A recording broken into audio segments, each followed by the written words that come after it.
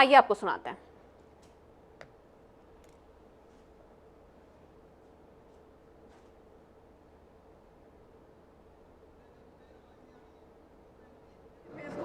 देखिए, बीजेपी को कोई ना कोई सफाई देनी है।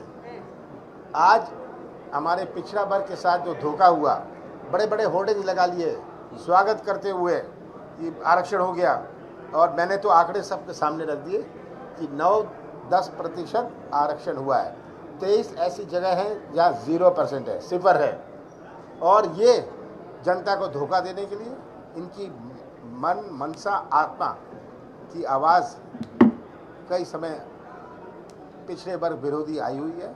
और अब तो आम जनता, मध्य प्रदेश की आम जनता, पिछड़ा वर्ग जो 50% से अधिक है, हाँ, वो समझ रही है मामला। दित्ता नाटक नौटंकी कर ले शिवराज सिंह जी, ये नाटक नौटंकी का समय गया। आज बहुत अंतर है, परिवर्तन है, मतदाताओं में परिवर्तन है।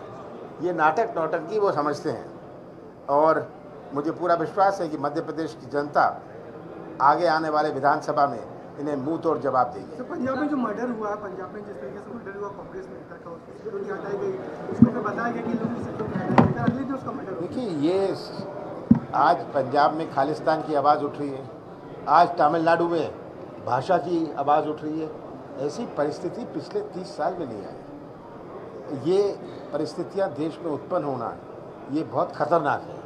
और ये किस प्रकार से समाज को बांटने की, हमारे संस्कृति के विपरीत प्रयास किया जा रहा है, हर समाज को बांटने के लिए। ये केवल धार्मिक आधार पर नहीं, समाज को बांटने के लिए इनका प्रयास है कि समाज और मध्य प्रदेश की जनता, देश की जनता एक आवाज़ में अपनी बात ना उठा पाए। किसको? मैंने तो ये कहा था कि मैं गर्व से कहता हूँ, मैं हिंदू हूँ, पर बेवकूफ़ नहीं हूँ, ना बेवकूफ़ किसी को बनाना चाहता हूँ। मैंने, मुझसे कोई भी प्रश्न पूछे, अगर मैंने मंदिर बनाया है, मैंने उसकी कभी पब्लिसिटी नहीं करी। मंदिर बना, मेरी भावना है। और धर्म जो है, सबकी निजी भावनाएं होती हैं, उस परिवार की भावनाएं होती हैं। धर्म को राजनीतिक मंच और धर्म से राजनीति करना, मैं मानता हूँ ये धर्म का सबसे बड़ा अपराध है। विवेक तनखा ने नामांकन अपना दाखिल किया। भोपाल से सीधी तस्वीरें हम आपको दिखा रहे हैं, जहां पर कांग्रेस ने मध्य प्रदेश से राज्यसभा उम्मीदवार विवेक तनखा को बनाया। और ये विश्वास मेरे 6 साल के कार्यों को देख के भी उन्होंने किया होगा। कोविड काल में जो मैंने कार्य किया था, जब सब प्रशासन की जो व्यवस्थाएं खत्म हो चुकी थी, आपका प्रशासन तो सोच भी नहीं पा रहा था कि लोगों को ऑक्सीजन कैसे पहुंचाया जाए। जबलपुर में अगर 5 घंटे ऑक्सीजन नहीं आता तो कम से कम 1200 पेशेंट्स आईसीयू में बिना ऑक्सीजन के होते। मिलिट्री अस्पताल में ऑक्सीजन खत्म हो गया था। 2 दिन से मैं मध्य प्रदेश के मुख्यमंत्री और छत्तीसगढ़ के मुख्यमंत्री के बीच में समन्वय की कोशिश में था कि वहाँ से ऑक्सीजन बुलवा लिया जाए भिलय से, क्योंकि मुझे पता था कि इन फैक्ट्री में ऑक्सीजन है, इन लोगों को नहीं पता था, मगर कुछ नहीं किया। अल्टीमेटली नवीन जिंदल जी ने 34 टन ऑक्सीजन रातों रात जबलपुर भिजवाया, और अगर वो ऑक्सीजन रात तक जबलपुर नहीं पहुँचता तो सुबह 5 बजे तक क्या स्थिति जबलपुर की होती और पूरे महाकौशल की होती, वहाँ के लोगों से पूछिए। तो there is a huge failure, बहुत बड़ा फेलियर इस गवर्नमेंट का। कोविड की बात पहले, कोविड के बाद आंकड़े छुपाने से और गलत बातें बोलने से आप एक सक्सेसफुल पार्टी नहीं बनते। सक्सेसफुल पार्टी बनने के लिए आपको कार्य करना पड़ता है। आपकी पहचान कश्मीरी पंडित की भी है, तो उनकी जो आवाज़ उठाई उसकी, वो तो मैं जब कुछ भी नहीं था और एक अच्छा अधिवक्ता था, एडवोकेट जनरल था, मैं तब भी उनकी आवाज़ उठाता था। 2000 में, आपको नहीं मालूम है, जब मैंने रोटरी की एक डिस्ट्रिक्ट कॉन्फ्रेंस की थी, तो महेश भट्ट जी से लेकर पंडित जी को लेकर अशोक पंडित, मोती कौल, ये पूरा डेलीगेशन को मैंने जबलपुर बुलाया था। कश्मीर पे मैंने पूरा एक सेशन रखा था। एक एम्बुलेंस मैंने कश्मीर के जो ट्रांजिट कैंप है कश्मीरी पंडित के लिए, जबलपुर से उनको प्रेजेंट की थी। एक कंप्यूटर दिया था।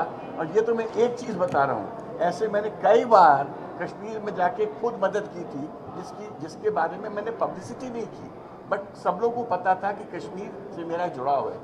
उड़ी के वक्त जब मैं कश्मीर गया तो मेरे को आर्मी वालों ने बोला कि तनखा साहब जितने लोग अर्थक्वेक से नहीं डेथ हुई है उससे ज़्यादा की डेथ ठंडी से हो जाएगी अगले 10 दिन में। मैं लौट के गया, ये 2006 की बात है। मैंने सोनिया जी से अपॉइंटमेंट मांगा, उन्होंने मुझे अपॉइंटमेंट दे दिया। मैंने ये बात उनको जाके बताई कि मेरे को आर्मी ऐसा कह रही है, और मैं घर चला गया, अपने काम में व्यस्त हो गया। मेरे सुप्रीम कोर्ट में मैटर्स थे, भीड़ लगी हुई थी। और शाम को जब मैंने टीवी ऑन किया, मैंने देखा मनमोहन सिंह जी अनाउंस कर रहे हैं कि 24 घंटे के अंदर हम लोग शेल्टर्स बना रहे हैं। अब मुझे ये नहीं मालूम कि मैंने सोनिया जी को बोला था उसके बारे बना कि वो खुद बना। सर आपने कहा कि अनैतिक सरकार को फाड़ फेंकना है 2023 होता है, जो चीज़ गलत ढंग से आती है वो जाती है। ये थ्योरी ऑफ एवोल्यूशन है।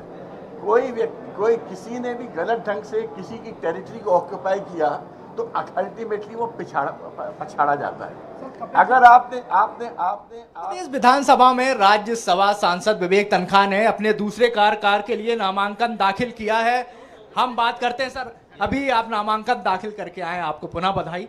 सर दूसरा कार्यकाल आपने तीसरे के लिए मना किया। देखिए, मैं किसी पोस्ट और पद के पीछे कभी नहीं दौड़ता हूँ। मैं अपने दायित्व और कार्यों को निर्वाह करता हूँ। मुझे 6 साल का एक दायित्व दिया गया है, मैं इसको कंप्लीट करूँगा। मैं कभी किसी चीज़ के पीछे नहीं भागता हूँ, क्योंकि मेरे को ये पब्लिक ड्यूटी दिखती है। जो मेरा दायित्व है ये पब्लिक ड्यूटी है। अगर मैं इस 6 साल में मुझे अपना पूरे तन मन धन से प्रयास करना चाहिए कि मध्य प्रदेश में एक नैतिक सरकार आए, केंद्र में एक प्रजातांत्रिक सरकार आए, जो तमाम काले कानून बने हैं वो रद्द हों, जो तमाम कांग्रेसियों के साथ पीड़ा है, जिनके साथ प्रोसिक्यूशन हो रहा है, वो सब खत्म हो, और ऐसे कई कार्य जो गलत हो रहे हैं उनकी आवाज़ उठाऊं। सर आपने कहा कि नैतिक सरकार नहीं है, क्या आपका आस है? आप बताओ, विश्व में कहाँ पर सरकार विधानसभा से हटकर दूसरे शहर में गिरती है? हमारी सरकार इसलिए थोड़ी गिरी कि हमारे पास हम विधानसभा में गिरी। हमारी सरकार इसलिए भी गिरी कि हमारे 20-25 विधायक लोग बेंगलोर में थे। अगर वो अनिच्छा थी उनकी, तो अनिच्छा तो उनको यहाँ के बतानी चाहिए। बेंगलोर में किसी के कस्टडी में हो, किसी के आप पकड़ में हो, प्रोटेक्शन में हो, और वहाँ से आप उनको कहो कि नहीं वो नहीं आएंगे, आप वोटिंग कराइए। ये मैं इसको नैतिकता का कोई प्रमाण नहीं मानता, ना हो सकता है।